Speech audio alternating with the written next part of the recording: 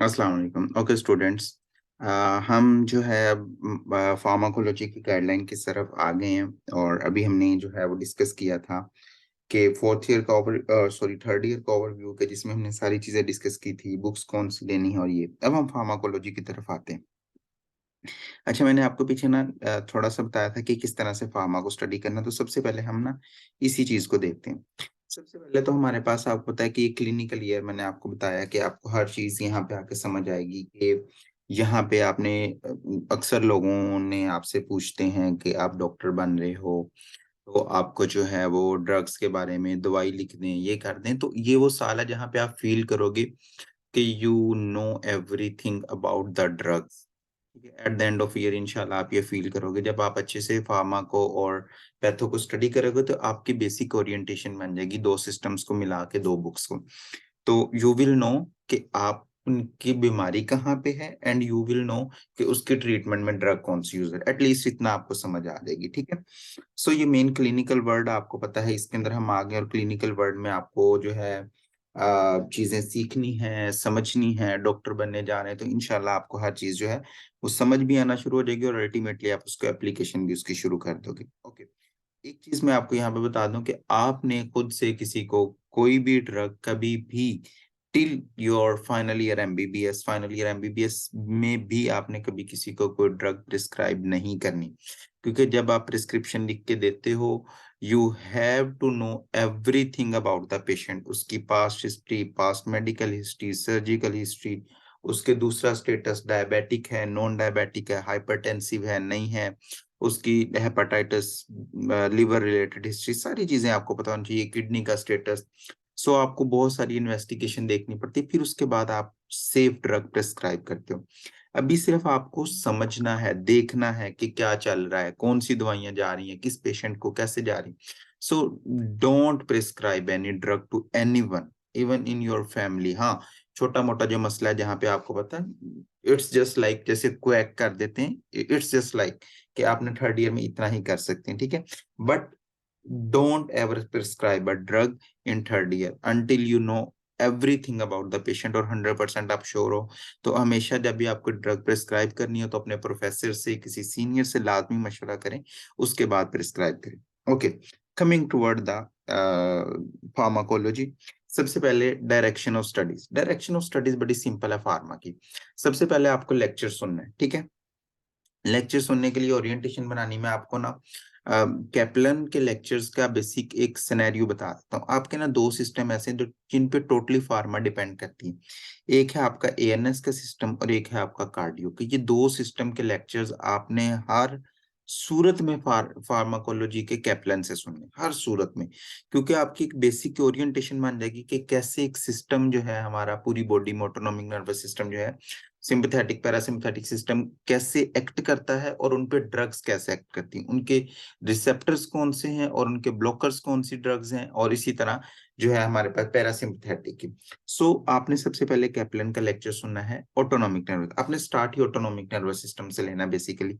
जब आपने स्टार्ट ले लिया, उसके बाद आपने एएनएस के लेक्चर सुन लिए। उसके बाद आपने क्या करना है, इसी के रिव्यू लेक्चर्स पढ़े हुए मेडिको स्टडी कॉर्नर। अगर आपको कैप्लन के लेक्चर नहीं समझ आते इन केस, तो मेडिको स्टडी कॉर्नर जो हमारा यूट्यूब चैनल है, वहां पे इसके लेक्चर्स पड़े हुए हैं। मैं आपको भी दिखा देता हूँ, ठीक है, थोड़ा सा आगे जाके।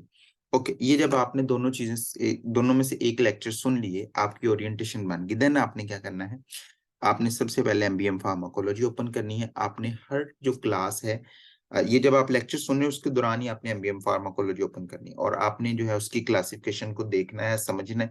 कोई चीज उस पर ऐड होती तो वो करनी है लेक्चर से। ठीक है, जब वो होगी, फिर आपने लेक्चर खत्म करके मिनी कैटसिंग ओपन करनी है, वो चैप्टर कंप्लीट पढ़ना है। पढ़ के आपने देखना साथ साथ टॉपिक में जो एडिशन हो सकता है, आप एमबीएम फार्माकोलॉजी पे एडिशन कर लें, या एमबीएम फार्माकोलॉजी पे जो एडिशनल चीजें लिखी वो आप मिनी पे कर लें। ठीक है, जब आपने ये पढ़ लिया तो मेन आपने बेसिकली जो है एमबीएम फार्माकोलॉजी के ऊपर सारी चीजें नोट करते जाना है। उसका ये प्लस पॉइंट होगा कि आपके अपने सारे नोट्स भी उसके ऊपर आ जाएंगे, आपका हर पॉइंट भी वहां पे आ जाएगा।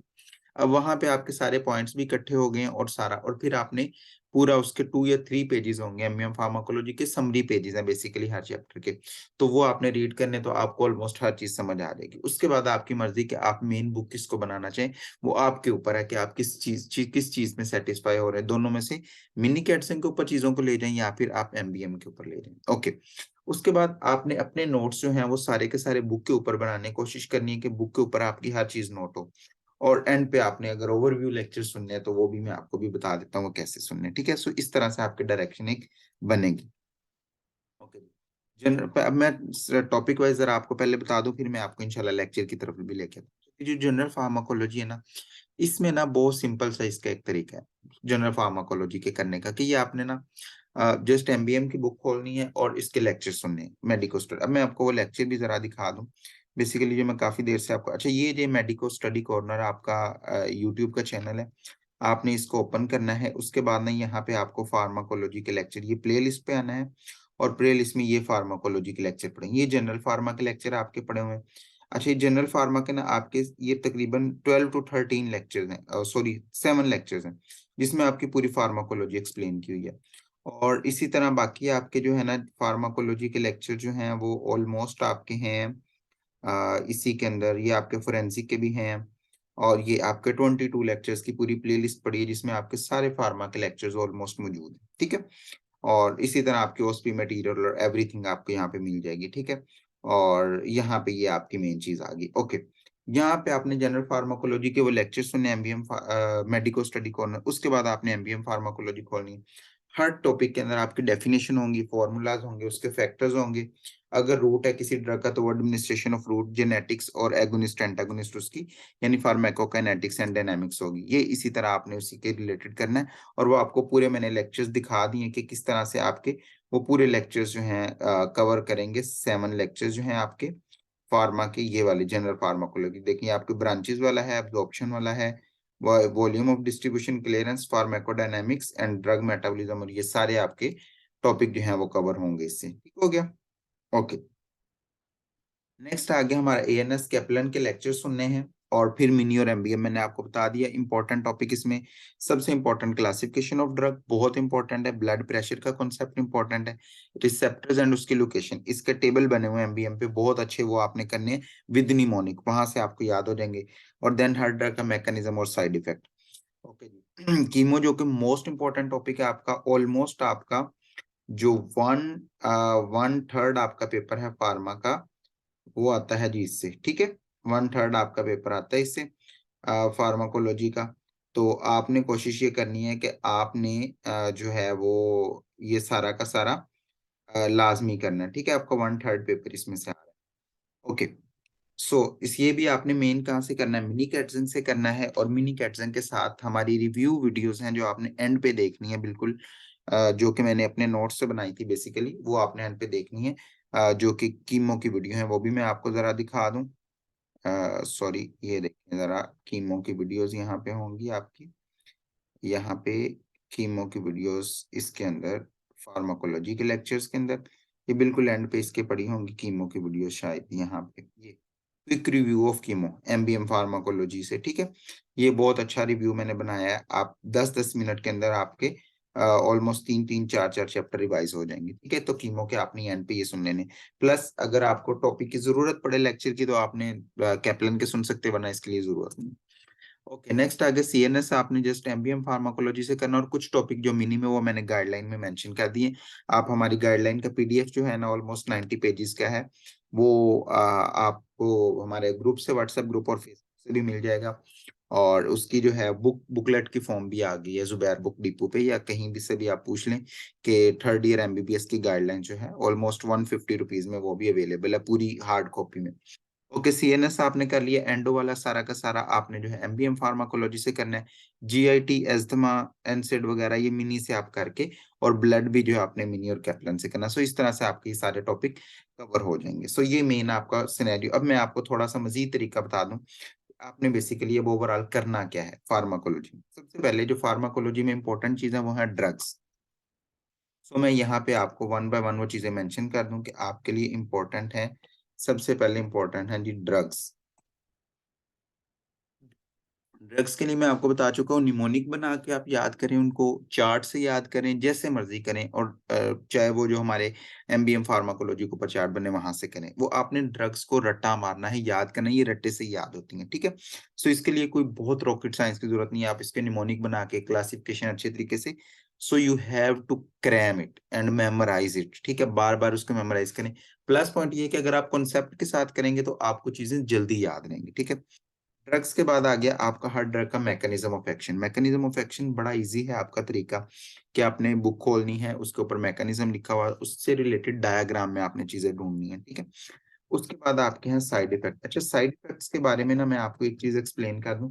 हर कॉमन साइड इफेक्ट नहीं आपसे पूछा। थर्ड ईयर में एक जोक बड़ा इंपॉर्टेंट है, कि आपसे जो भी ड्रग पूछा जाता है वो नोजिया, वॉमिटिंग, डायरिया, ये आप हर एक के side, but it's not important कि आप GI distress, nausea, vomiting, because जब आप ओरल ड्रग ले रहे हैं तो ऑब्वियसली ये सिम्टम्स तो आएंगे आएंगे किसी ना किसी तरह। नोजिया होगा या वॉमिटिंग हो जाएगी या डायरिया हो जाएगा, ये जीआई डिस्टर्बेंस हो जाएगी, कोई भी इस तरह का problem. But main problem is कि जब आप ड्रग लेते हैं उसका एक कॉमन इफेक्ट होता है, एक कॉमन इफेक्ट जो बहुत इंपॉर्टेंट होता है। हम किसी भी ड्रग का ले लेंगे तो वो बहुत कॉमन इफेक्ट होगा। जस्ट अगर आप हाइपरटेंशन के लिए कोई ड्रग यूज कर रहे हैं ना, तो उसका जो सबसे कॉमन साइड इफेक्ट होगा वो हाइपोटेंशन होगा। बिकॉज हाइपरटेंशन को ट्रीट करने का मतलब ही है कि हम ब्लड प्रेशर को नीचे ला रहे हैं, तो उसका जो सबसे इंपॉर्टेंट होगा वो हाइपोटेंशन होगा। साथ उसके जो है वो रिफ्लेक्स टैकिकार्डिया टाइप भी चीजें होंगी। सो ये आपने जहन में रखना है कि जो ड्रग हम डिस्कस कर रहे हैं उसका इंपॉर्टेंट साइड इफेक्ट कौन सा है। अब जीआई डिस्ट्रेस सबसे इंपॉर्टेंट साइड इफेक्ट किसका, एनसेड का। एनसेड जो है वो इंड्यूस गैस्ट्राइटिस करवाती है, तो स्टमक का मोस्ट कॉमन प्रॉब्लम होता है जब हम एनसेड यूज करते हैं। तो आपने वो इंपॉर्टेंट जो साइड इफेक्ट है ना वो जहन में रखना, ठीक है। उसके बाद है आपका कीमो। कीमो को मैं आपको इसलिए कह रहा हूँ कि आपकी 1/3 पेपर कीमो से आना है, ठीक है। 135 मार्क्स का आपका पेपर, ऑलमोस्ट 50 या 45 मार्क्स का आपका पेपर कीमो से आता है। तो आपने इसको बहुत अच्छे से करना है। सो ये हमारा फार्माकोलॉजी का मेन सिनेरियो था जो कि हमने डिस्कस किया, और जिसमें हमें चीजें समझ आई कि हमने कैसे कैसे करनी है। और लास्ट नंबर पे मैंने आपको बता दिया कि आपने ड्रग्स बार बार घर में चेक करनी है, फ्लो चार्ट्स बनाने हैं, और साइड इफेक्ट को जिस तरह मेमोराइज करना, इंपॉर्टेंट साइड इफेक्ट्स को एंड क्लासिफिकेशन को याद करना।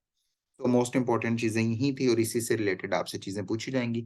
डिटेल गाइडलाइन के लिए आपके पास जो पीडीएफ, उसमें 1 बाय 1 टॉपिक लिखे हुए हैं कि आपने कौन सा टॉपिक कहाँ से कैसे करना है। वो इंशाल्लाह मैं आपको अगली वीडियो के अंदर दिखा दूंगा, फोरेंसिक वाली वीडियो के अंदर, कि वो पीडीएफ के अंदर कैसे गाइडलाइन बननी है, ठीक है। ओके जी, नेक्स्ट वीडियो तक के लिए अल्लाह।